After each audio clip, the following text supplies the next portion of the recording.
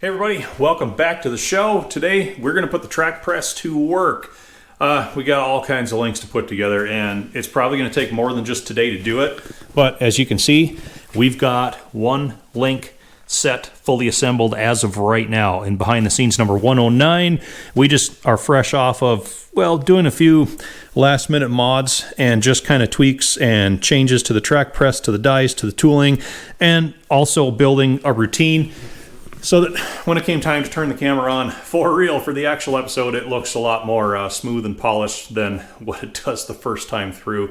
And got a stump for the channel once again. Been a while since I've done it. There's always a link in the description down below each episode, plus a join box below the window if you choose to see what's going on over on the membership side of it. Early access to all episodes ad-free, members Q&A episodes, members request episodes, and last I checked, we're at 115 videos over on the members queue in the playlist, so plenty of good stuff to check out over there if you should choose to support the channel. This stuff is time-consuming, it's expensive, it's a lot of work, and did I mention expensive? Every bit of channel support helps us to keep up with the things that we're doing right here. If that's not so much your speed, that's all right too, because, well, sit down, buckle up, we're about to get busy. And as you can see here, this chain would lay flatter if I flipped it over and then doubled it over on itself the other way, but I like it like this because I've got the trackpad mounting surfaces so clean, I'd just rather keep those up off of the floor, so we arranged it just like that. So that brings us to the first step of the process. All of these links right here are going to be put together. Cleaning, step number one. All right, so this is a really convenient time to get these surfaces clean. You always want to have your trackpad mounting surfaces free of rust, dirt, debris, just absolutely down bare metal. All right, that's the best you could possibly be. And I just prefer to do this right now before I put all these links together because we can bring it outside, leave the mess completely out here. So first thing I'm going to do is get these flat surfaces buffed down.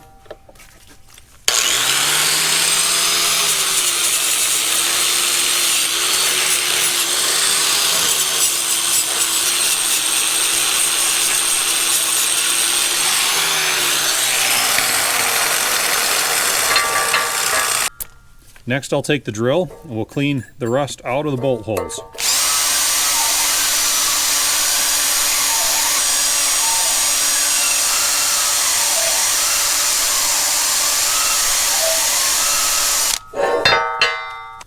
Again with the drill, larger round brush, we'll just make sure that bushing bore is clean.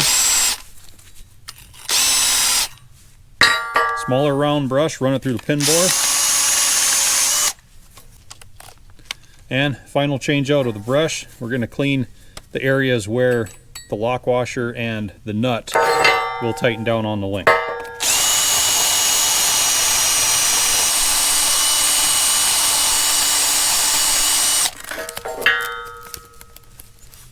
There, that's looking pretty good. Back in the shop now, we need to take this other sharp wear edge off the leading end of that bushing, just like we did before we pressed it into the first link half. And we'll use that round stone on the Dremel.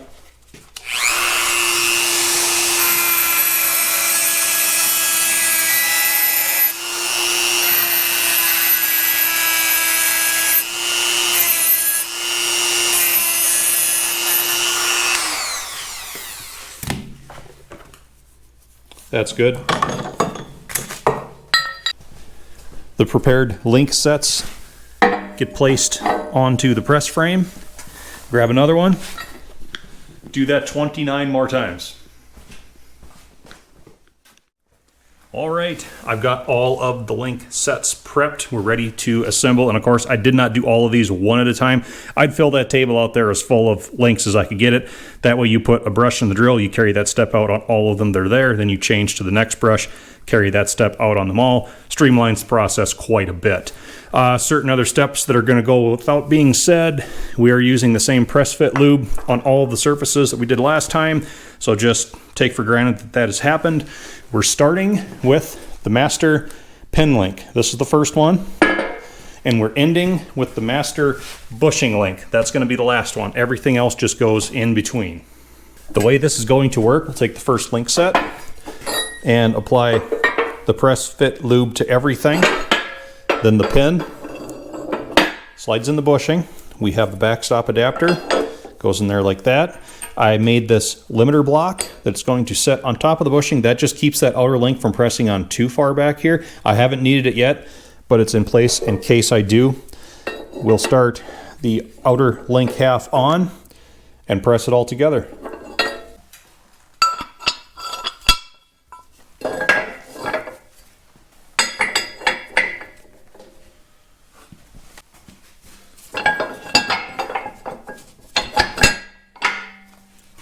And because we're so short on this end, we'll just put that wood block there. Holds this link up, keeps it out of the way of the table until we get our chain long enough that we start hitting the outfeed.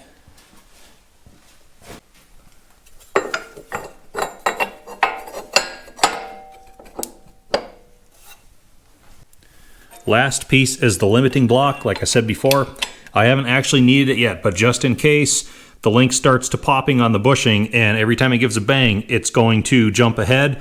You know, could be ahead of the die. That's going to keep it from getting way too tight on the back end back here. So now we press.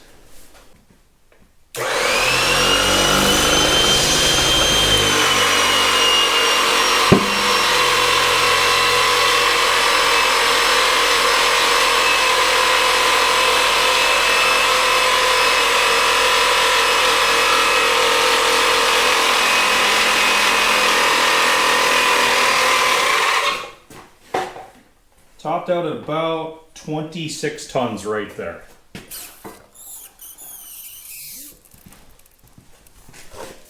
Back that off a little bit. Checking the limiting block. It's still loose in there, so we know we're not too far. And this is where I take the gauge and we check our work. Easier to see from this side. And I always start it with the 2 pegs in the holes on this side because that link does not move in relation to pins and bushings now. So we're testing it against this side over here. You can see we're still not as far as we need to be, but we're mainly out at the front. And for some reason with this setup, these pusher dies, I've always had the bushing end leading a little bit as compared to the pin end. I've tried manipulating things, shimming the link back here, changing the length of the dies to try and get the pin die to push harder than the bushing die. I have not been able to work it out of it, and at some point you just need to pick your battles. So I'm just using the same old trick from when we were seating the pins in the first half links. First time around, 1-inch grade 8 flat washer. Fits nicely over the end of that pin, and the die will exert pressure upon that. And pretty much all it takes is just a little extra cinch up here, and that gauge falls right into place. Center up with the pin, just cinch it. Now we push.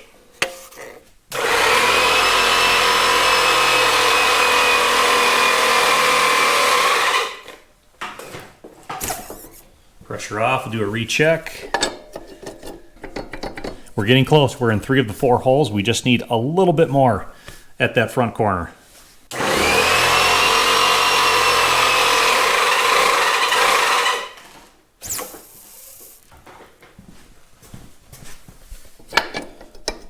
We're good. We've got pegs in all 4 holes.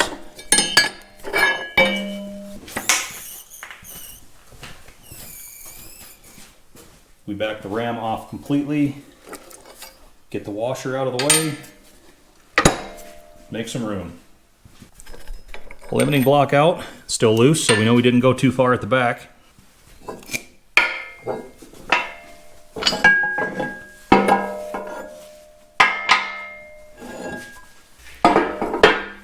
And just to prove out the gauge, here's the ultimate test.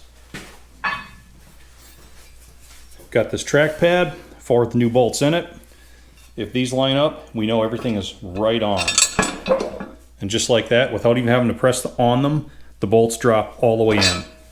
That's, here, let's do it better way. We'll start with them out of the holes, and we'll just find the holes. There they are. With enough rattling, they all 4 fall right down. You're not going to get the links pressed on any closer than that. So if we would have had to thread them in or hammer them down, we would have had more work to do. But like I said, pick your battles. Giving it that extra cinch on the pin end seems to be doing just fine. So repeat and repeat and repeat.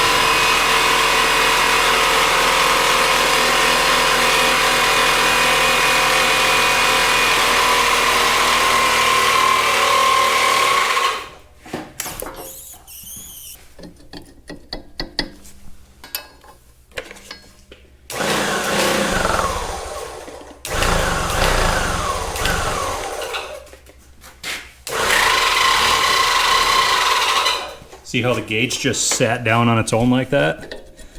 Yep, all 4 pegs slide right in.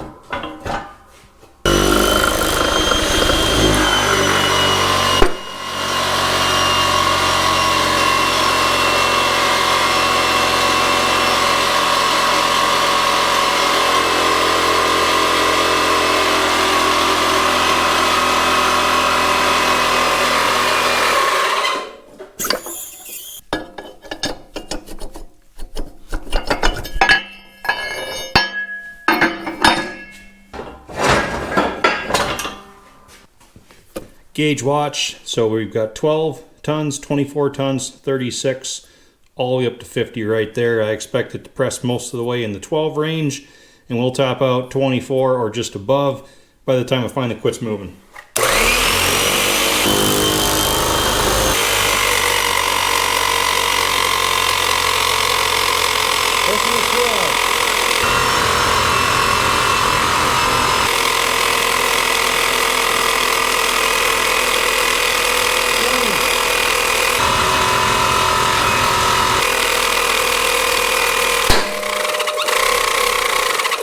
Gave that last pop, just north of 24. I wasn't really watching. I'll have to go back and look at it, but settled out about 26 tons right now.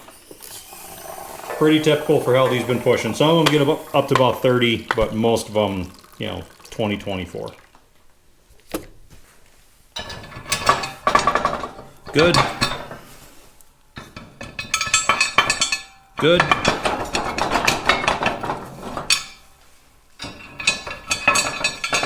Good.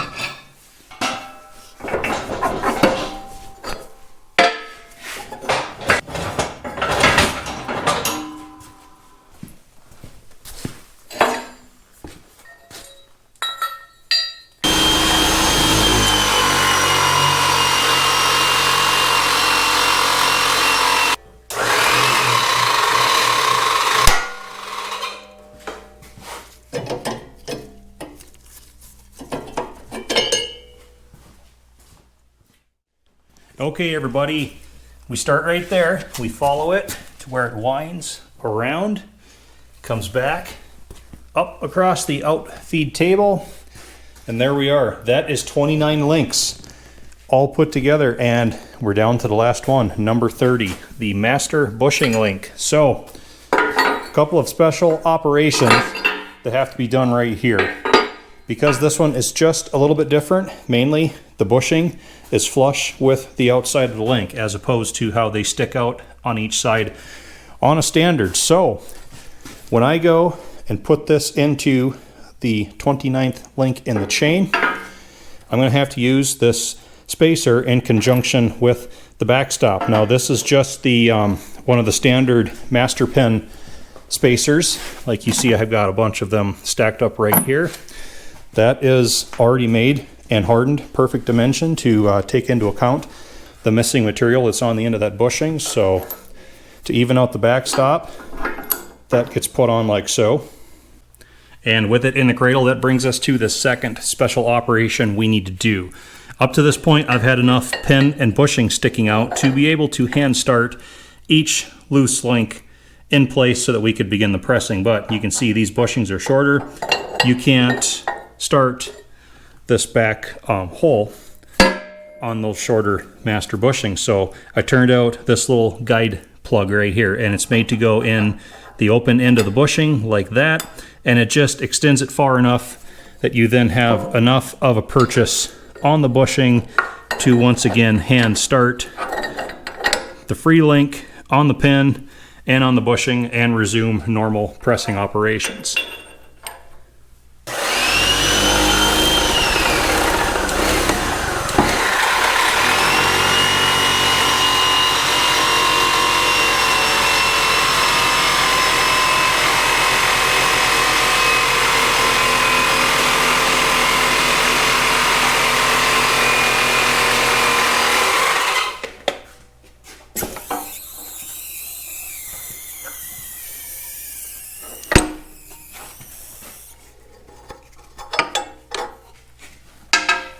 All right, let's just have a look.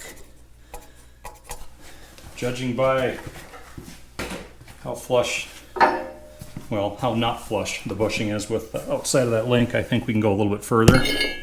Sorry about bumping the camera. Kind of tight on room with it in place right now. Yep, we need to go on a little bit more with this outer link. So I'm gonna leave that guide puck out of there because I made it a little bit long, so it's going to start bottoming out into this bushing die before I want it to. I think I'm also just going to reposition. I'll leave the washer out at the front for now.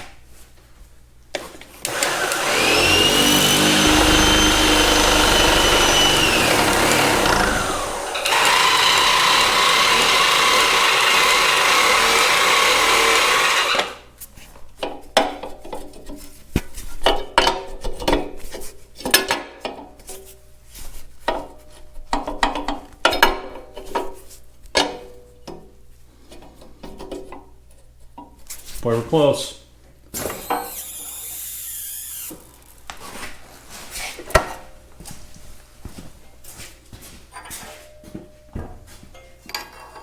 Just going to give this front a little bit extra push.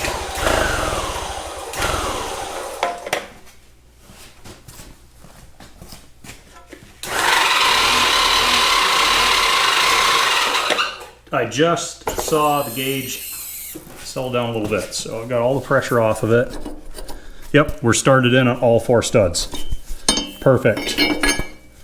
I think we did it.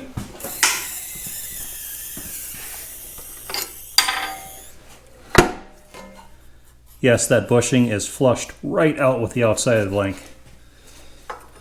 I think we're done.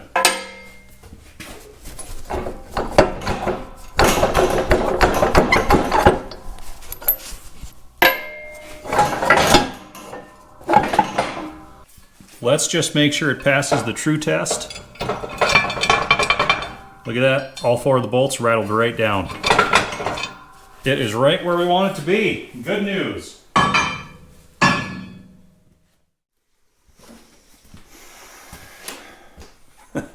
I did it. Wow. I don't really know what to say. Track Press did everything that I asked of it. And it still has life left in it.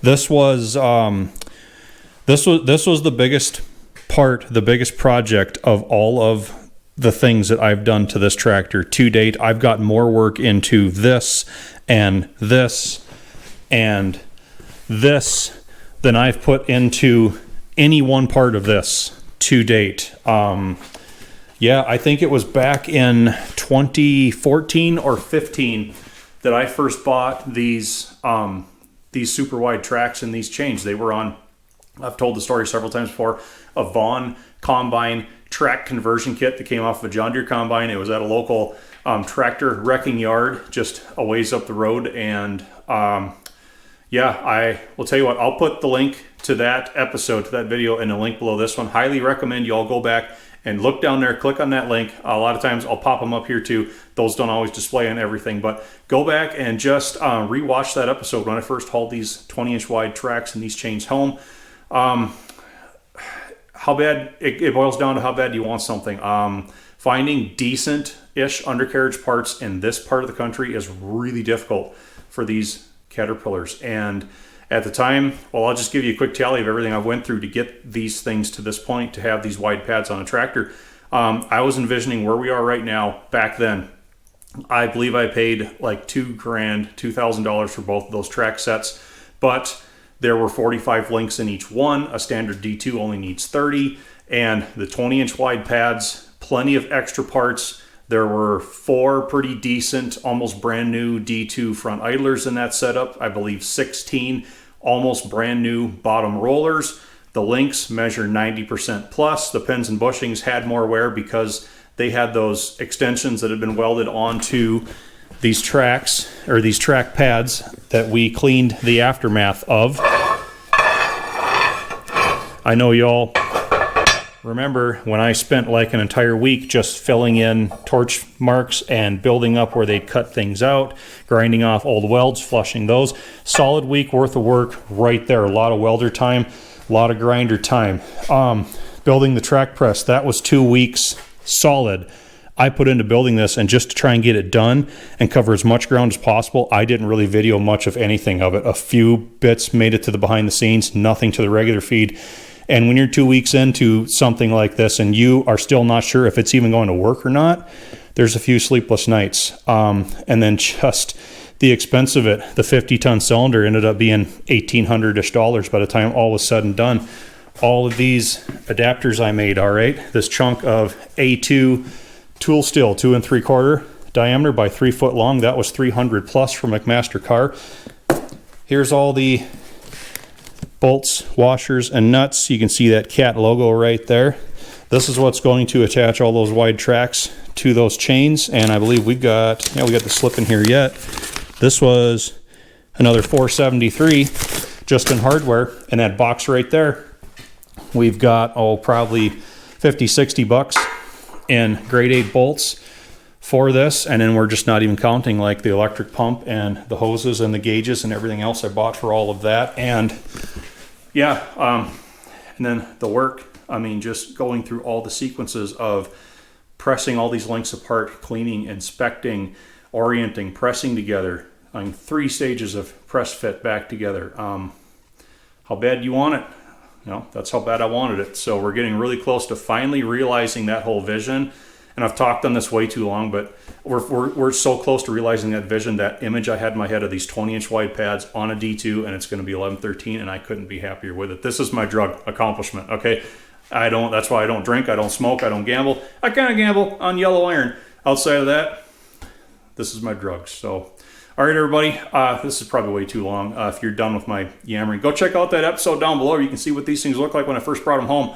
I'm just thrilled, and we're going to start throwing video together. Thanks again, everybody. Hope to see you back.